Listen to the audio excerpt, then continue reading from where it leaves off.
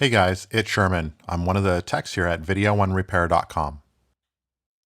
I'm working on a Sony A9 camera that the LCD screen is cracked and damaged and will need a screen replacement. The LCD screen was damaged when it was accidentally hit, and unfortunately, it doesn't take a lot to crack and shatter this screen. After inspecting the camera, I found that only the cracked and damaged LCD screen needed to be replaced.